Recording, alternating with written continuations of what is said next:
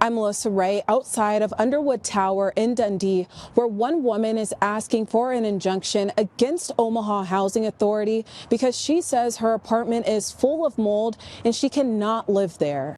Legal Aid of Nebraska is seeking an injunction against Omaha Housing Authority after its client, LaTanya Freeman, says her apartment at Underwood Tower is so full of mold, it's putting her health at risk.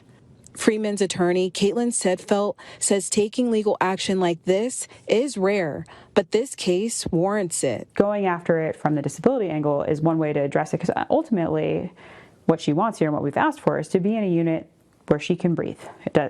It's not a huge ask. She just wants to be somewhere where she can equally enjoy her housing. Freeman is one of many tower residents I've talked with over the course of several months. Right, there's mold in her unit. We've had a mold expert go in and test it for both airborne testing, surface testing, and they took a bulk sample, which basically means they scraped some of the fuzzy things growing in the shower off and tested them. Freeman sent me photos of the fuzzy things in her bathroom. This is what it looks like. Freeman tells me she's reached out to OHA for assistance in finding a different apartment, even showing OHA doctor's notes like this one that reads in part, the mold exposure and poor living conditions at her apartment are causing her asthma to be worse in my medical opinion. And they never moved her. In that letter, they actually eventually denied it outright and then filed to evict her for not paying her rent. Sedfelt says she does not encourage anyone to stop paying rent if they are having issues. However, in this case, she says it is understandable, being Freeman was spending money to stay in hotels.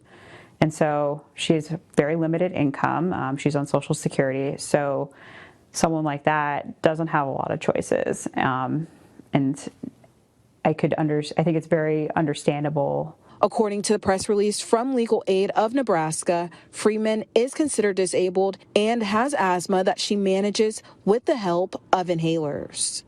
I reached out to OHA and the CEO tells me that they cannot comment on pending legal matter. In Dundee, I'm Melissa Wright.